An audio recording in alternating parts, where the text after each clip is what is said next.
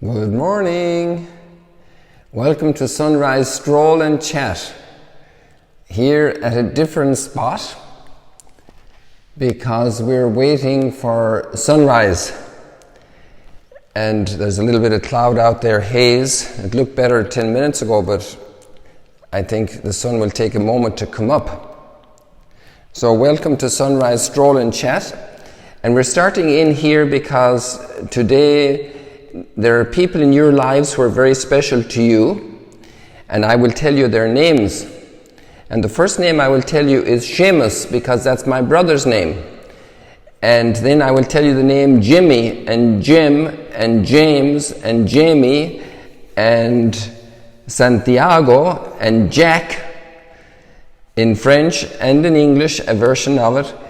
And then we have Jacob, especially in Germany, Jacob, and today is the feast of Saint Jacob, Saint James, Jimmy, James, all of these guys. So call them all, and actually there are girls called Jamie, and I met one in the United States, the first one. I was very surprised.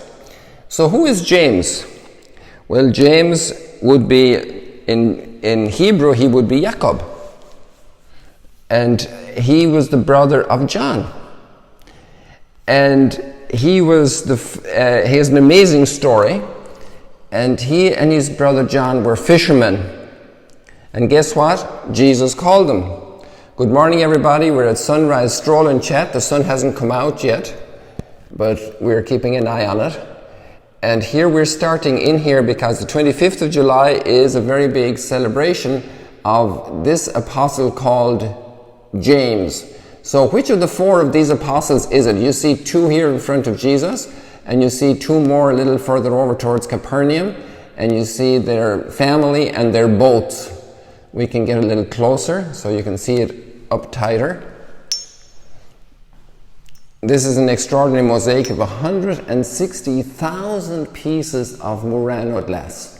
So actually this is Peter and Andrew. And Andrew was the first one to meet Jesus together with John.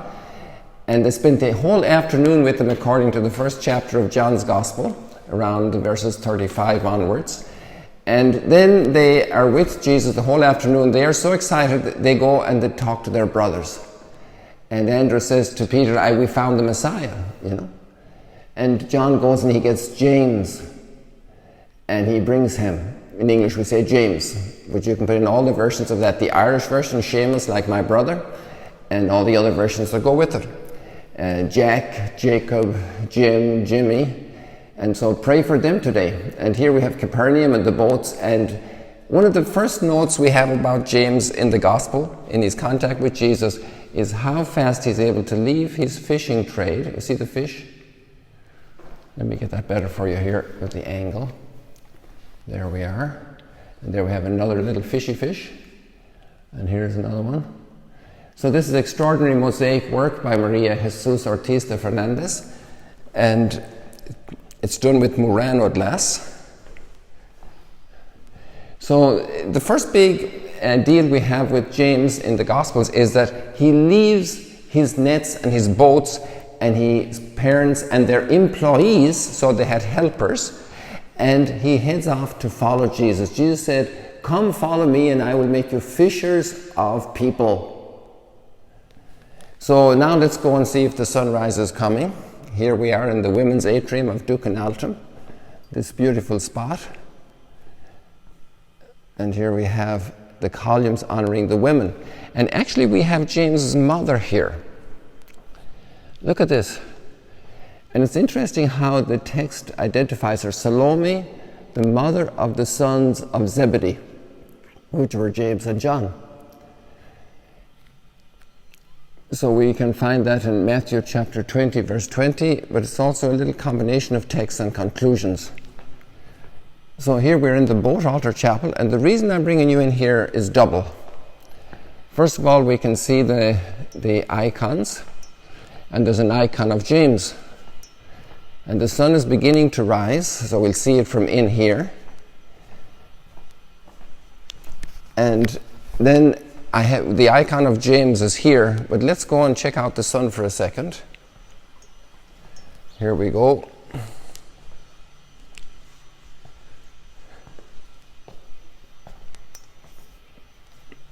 So this is a different perspective to see the sun. It's also a different perspective to see the infinity pool. Let's do that. Let's catch that in another moment here. I'll just go backwards here so you can see that well. So here we have the infinity pool, and the boat sitting on the water. It's made of Lebanese cedar. Yesterday we had St. Charbel from Lebanon, and the boat's made of Lebanese cedar, like the first temple, and it's sitting on the marble from Norway, and it looks like it's sitting on the water. So when the gospel is proclaimed, it looks like Jesus is preaching from the boat.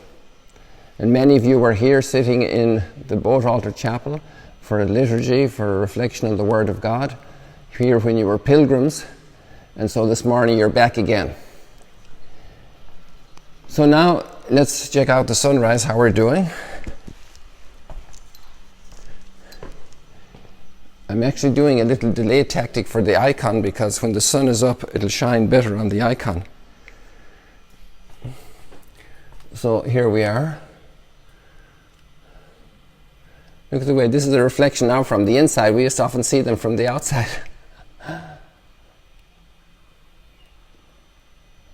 You can't tell the difference between the water and the marble, basically, and because the marble continues out through the window. And then it becomes like pebble instead of this sheet marble. So I'm not sure if we can capture that with the camera from here. Yeah, you can, look at that. So then that kind of merges with the pebbles and the gravel outside. So we go from the sheet marble to the pebble looking like marble, and then we're out at the gravel, at the seashore. Beautiful ideas and thoughts. And we're grateful to the artists who helped to shape Magdala. Oh, there's Sotra's just got loose, look. We don't see her too much because she's always tied up. We'll have to keep our eye on her now because we have a lot of guests. The house is full for Shabbat, and we have a lot of guests and a lot of little children, and they're so well behaved. We are all impressed last evening at the Shabbat dinner how well behaved they were. Absolutely amazing. So there you have not a silver lining, a golden lining on the cloud. This camera isn't picking it up 100%, but believe me, that's what it looks like to my eyes. It doesn't look silver, it looks golden. So I think we have enough light to see the icon, although actually I think it's much, well, I'll have to think, when is the right time to see it with the sun shining on the icons here? Sorry, I should have brought down the picture to a smaller size for you. Here we are. So here is Santiago, and the icons are very special. This is Jacobus, that's the Latin name. Zebedei, that's the genitive, so it's of Zebedee, Jacobus of Zebedee, which means Jacob, son of Zebedee. Interestingly, in Capernaum, near the old synagogue, there's a lot of old sculptures and archaeology, and there's actually a column with the name Zebedee on it from the Byzantine period. So, you know, families keep the names, and the names hand on in the area, and they continue. So here we have this icon. Icons are very special. We won't get into all of that this morning, but it's a very classical way of presenting the great figures of the Bible in the Christian tradition, obviously, because of the huge dispute about the possibility of making images at all. And we won't discuss that this morning, so forgive me. We can do that another time if you want, and we can talk a little bit about icons. And so here we have James presented in this icon. We have Simon Peter here. Come on, Peter, where are you? And they were all fishermen. And that's why I opened the window here, because we're right at the port. But I'm hoping to go out there if our time allows in our little presentation this morning. And here we have Bartholomew. And then we have another James here, because there were two James apostles, and he's called son of Alphaeus. Okay? So just check out the port here, and this is another feature of Magdala. This Dukeelton Chapel is sitting on water all around. And here you have the port. Just remembering that these guys were fishermen, and I think since they were children, they were coming here, because what happens when an 8-year-old boy, a 10-year-old boy, sees his grandpa going in the boat over to Magdala to sell the fish for Rome. What do you think he says? Hey, Grandpa, I need to come. And there goes now Nicole. She's one of our interns, and she's already going to work. And it's, I'm not sure, and I can't see the watch, but it's probably about 6 a.m. And she's going to prepare in the kitchen for all the guests. She's a hospitality student in Mexico University, doing an internship here, which got pretty banged up with all the corona stuff. So we had a great environment here during all that period, and she with her companions were wonderful contributors to it was a great place to be in lockdown with those good girls. They did extraordinary kitchen culinary work. Just closing the windows a little bit here so that the birds won't come in on us, because the birds can contribute biologically to this place, and we don't need that. Good. So now I'm going to take you. Wow, the sun has just come out. Let's see it from here.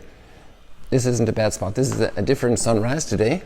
Let me get out of the way of that piece of glass support that's there for the sun. I think you got screenshots here, people.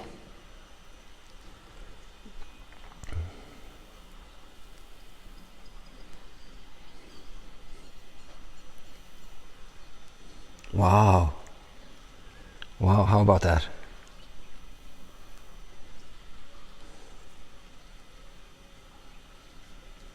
Did you get your screenshots? There we go. There we go. Yeah, the sun isn't actually going to hit James we want today because it's he's covered by the wall here. So at other moments, about a month ago, it could hit him. Look at a boat going up the lake, right under the sun. Now, come on, open up for me, camera. Yeah, it's just gone past. It's a speedboat. Look at that. They were out there actually with their jet skis about half an hour ago. It's amazing. I don't think they got up early to do it. I think they were just finishing their Shabbat party and then their Friday evening party, and they decided to take a run at the boats before they go home and conk out on their beds. So look at this. This is a different way to see the reflections here, people. And you see how the boat, let's go back a little further, we see what the effect will be.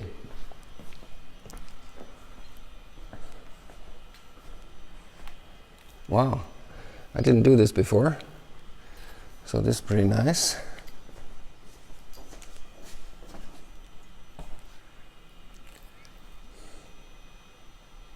There we go. So there you have the boat, ready to go out to sail to fish. And then Jesus shows up and he says, hey, Santiago, hey, Jimmy, come follow me. Maybe there's some Jimmys listening that the Lord is calling them to follow in a new way of charity, of kindness, of love.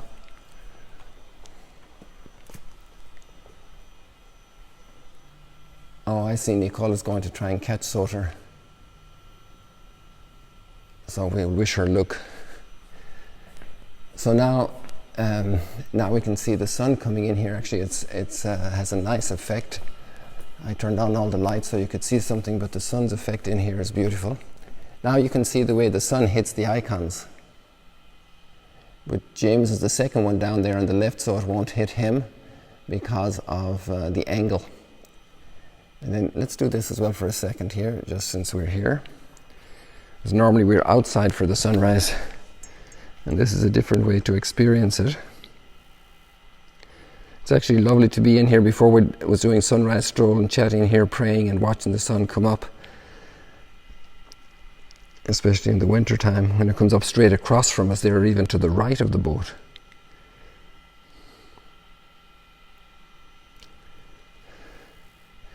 So now I have one more side chapel because James shows up there as well. And then I think that's the last James. Oh no, there's another one. There's another reference of James here, and I'll tell you why. See, James was a very intimate disciple of the Lord. And whenever he did something, he was around. And I'm sure since he was a fisherman, he was here in the boat with these guys, and he saw all this happening. And I wonder what he was thinking about Peter, you know. Peter says, Jesus, if it's you, let me walk on the water. And there's a storm going on. I mean, what's Peter thinking? I mean, is he crazy? He wants to go out with Jesus walking on the water. Give me a break. There's a storm here. Let Jesus calm the storm. And And then Peter walks out in the water, you know, and then he starts sinking. And I wonder what James is thinking. I wonder if he's thinking, good on you, Peter.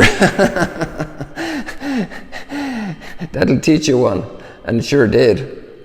And so what I'm thinking today is about the secondary characters in a way. So you have here, you know, Jesus pulling out Peter. So that's a theme in itself. But let's go over here to the boat. And let's check these guys out. I wonder which one is James. And he's saying, wow,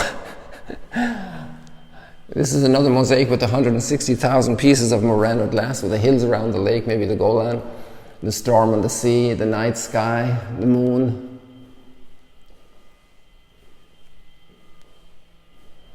The waves. Amazing what artists do. So let's go outside and see how this sunrise is coming along. Oh no, I did tell you I have a third chapel with James in it, almost for sure, absolutely for sure. And it's the resurrection of Talitha. Because when Jesus went into her house with her parents, with Jairus, and went to the room, he just brought Peter, James, and John with him. The people were very, very, problematic. And they were weeping and crying and everything else. And so Peter, James, and John were witnesses to this miracle. And here we have this chapel of Talithakumi. You can see it up here. Little girl, I tell you, get up. Imagine being that close to see a miracle like that. Imagine being that close to see that kind of miracle.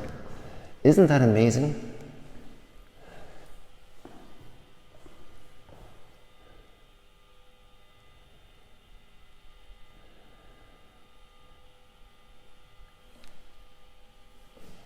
Let's do a little thing here that we often do with pilgrims for a second. It's a little bit off the theme of the day, but it's okay. Look at this. Jesus comes into the home and she's dead. And the mother is weeping, and you can see that on the mother's face if you get up close. She's weeping. Look at that. And then he takes her by the hand, and the mother is astonished. Her little 12-year-old is alive again. All the people are outside crying that she's dead. If somebody goes out and says she's alive again, they'll start laughing even more and being completely difficult. But she already is processing this in total shock. Now, something we do here with families when they have a little girl with them, the little girl comes up and she puts her hand up here. And she says, Jesus, thank you for holding my hand. Jesus, keep my hand in your hand always. So I invite you to do that now. Put your hand up there and say, Jesus, thank you for holding my hand. And maybe put your hand in for somebody else who's very sick or who has a sick girl. Some mom you know that has a very sick girl, and put your hand in Jesus' hand now and say, Jesus, hold the hand of this little girl. Hold the hand of this elderly lady. Hold the hand of this corona patient, of this cancer patient. Jesus, we trust in you.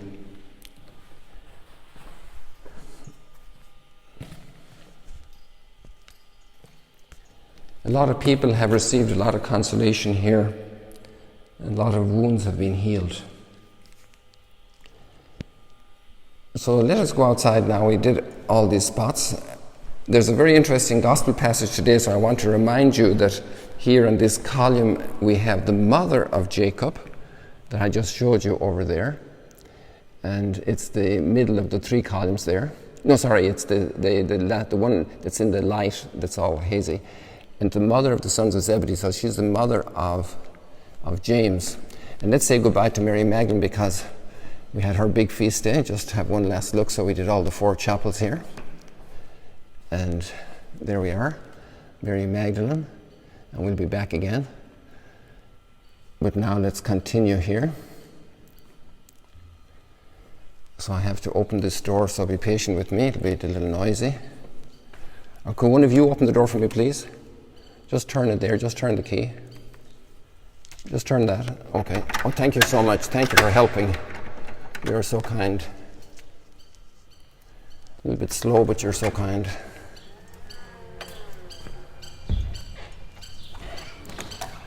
Oops. Now, one thing I want to see here quickly is, look at these golden flowers. So the red Panciana, the royal Panciana, is, it's the end of its blooming days. Not completely, because there's still a lot of buds up there. In fact, amazing amount of buds. I just saw more now, and even here close to me. Look at, there are 2, 4, 5, 6. I have 6 buds right here, so there's going to be flowers here for a while. But look at this yellow. Look at this golden Panciana. Look at that, in full bloom. So I think we should call this, and we should dub it the Mary Magdalene Panciana, because it comes out in full bloom at this time. And the gold of all the saints in glory in heaven, like the icons has them. Oh, let's look over here for a second, but I want to do something else with you as well. Look here, the sun is coming up. Look at that.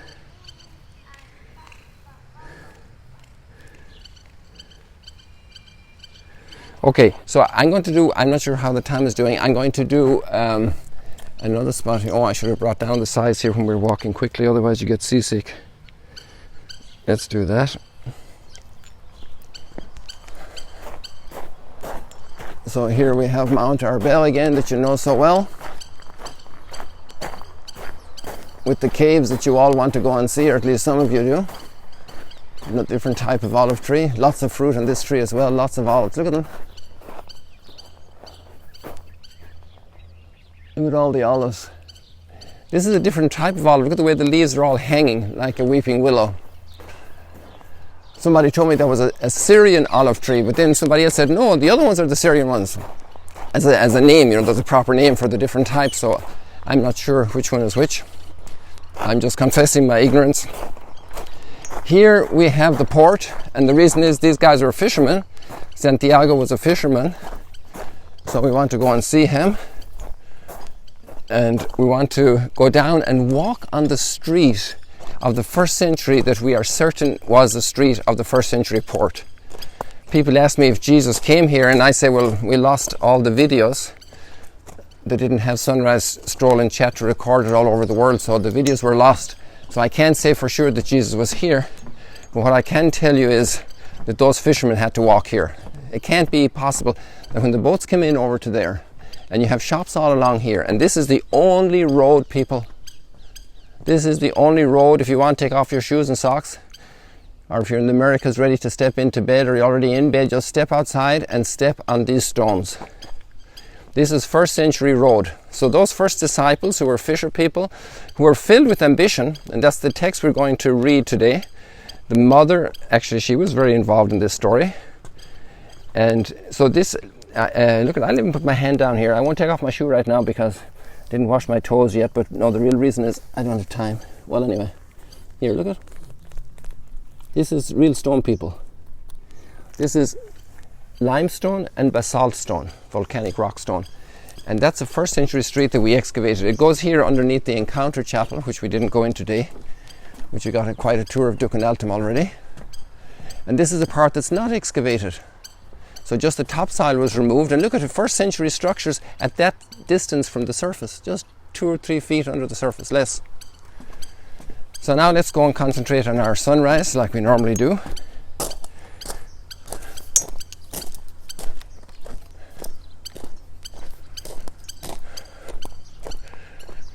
And since we're here, we'll just take advantage of this picture for a second. How about that? And just stop here so you can see that again. For those of you who have your screenshot dependent.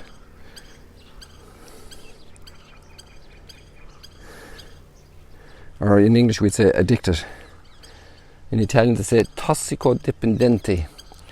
So that means people who are addicted to drugs, toxicodipendenti. And so maybe you're screenshot dipendenti. So imagine this port here, and those little boys with their grandpa, their uncle, their daddy, coming over with a load of fish from Capernaum, which is right across there.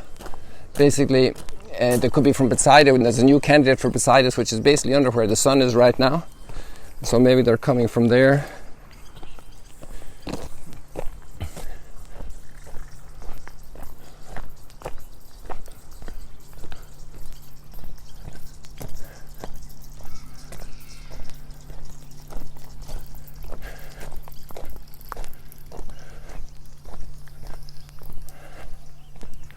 What a glorious morning.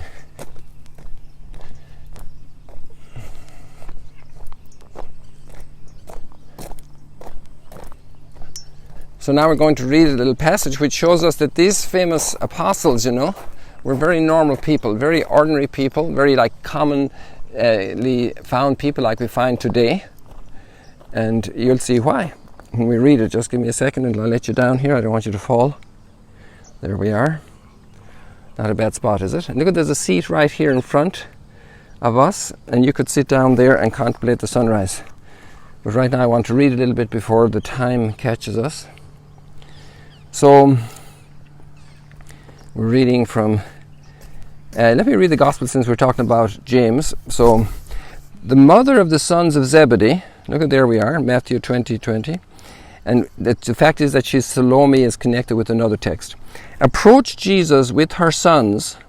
Can you imagine when Jesus has these great guys that are very close to him and their mom comes along? And can you imagine the kind of smile she had? Or the look she was giving him? Maybe she wasn't smiling too readily. It was like a very respectful approach and serious. And she wanted to ask, she did him homage, okay, so she wasn't coming like smiling to me to do a what's up, not a WhatsApp, what you call it, a selfie. But she's saying, she's wishing to ask him for something. He said to her, what do you wish? He picked up on the fact that she wanted to ask something. Have you something to ask Jesus today? So she answered him, command, wow. And look what she's going to ask him. Command that these two sons of mine, they're my sons. Whoa, I own these guys. Command that these two sons of mine sit, one at your right and the other at your left in your kingdom. That they're the top guys in your cabinet. Come on, lady. Wow. They're those kind of mothers. God bless them. They want the best for their children. They mightn't have the whole picture, but they want the best for their children. That's their whole picture. And that's the way mothers are. Mothers want the best for their kids. Isn't that amazing?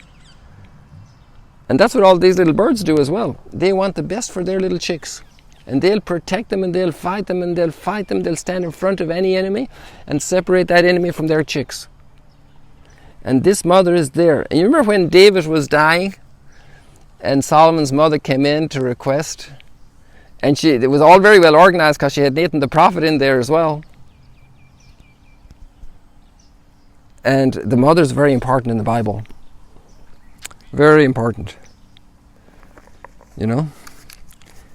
Actually, for the folks who have a little problem with Mary, that's an important key, that there's a great biblical tradition of the importance of the generations from one generation to the next, but especially of the father also, but also of the mother.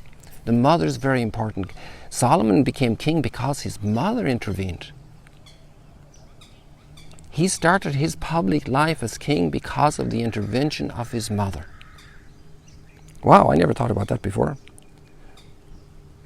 There was another mother, and she gave a kickstart also to her son. They have no wine.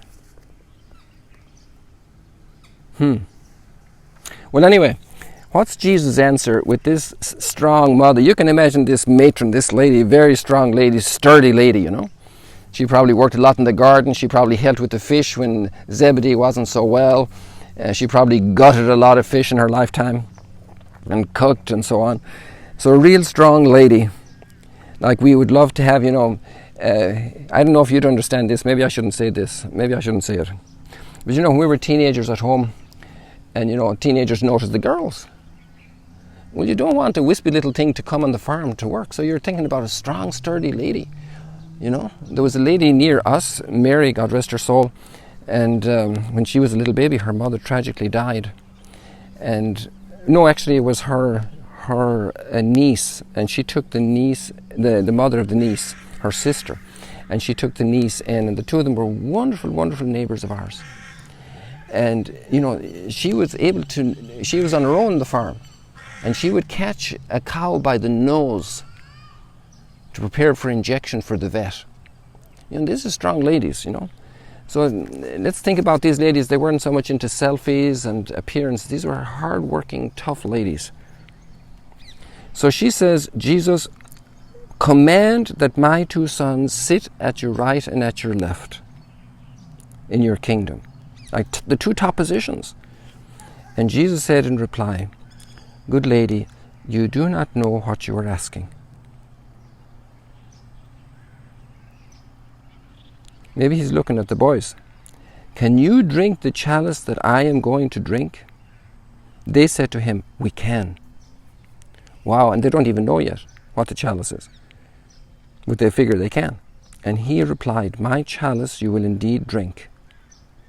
And this connects very well to Gethsemane, because just like when we saw there with, what's her name, with Talitha, Jesus takes Peter, James and John with him up to Mount Tabor, but he also takes them to Gethsemane closer for his prayer. And there beside him when he's praying, Lord, Father, take this chalice away from me. And he's sweating blood. But they're going to have a long walk before they understand what this means. And you know, it turns out that James himself is the first martyr of the 12.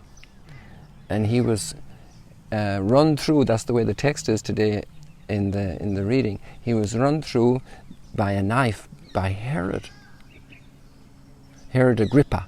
So we have Herod the Great and Herod Antipas and then Herod Agrippa. We're talking about the early 40s, and he was the first of the 12 apostles to be martyred. Can you drink the chalice that I'm going to drink? What's interesting about this is, that, okay, we can start out with our human ambitions, but the grace of God purifies us. And it's no problem for you to be thinking great things and wishing great things for your children. Do that.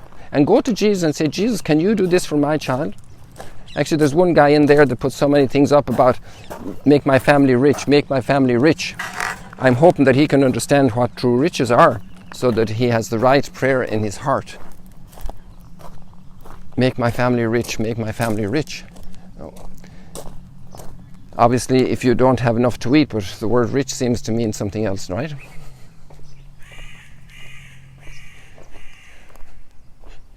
I have been completely unable to see any sign of how much time we have spent, so I need to check that now. But you can enjoy this spot. I think you like it.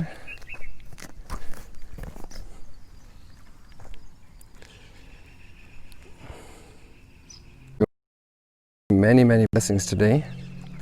May the Lord keep you and hold you in the palm of his hand.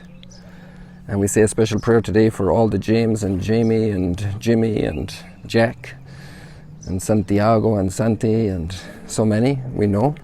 Jacob, Jacobus, Jake. God bless you all. Thank you for joining us this morning. May you be blessed today, every one of you. See you later.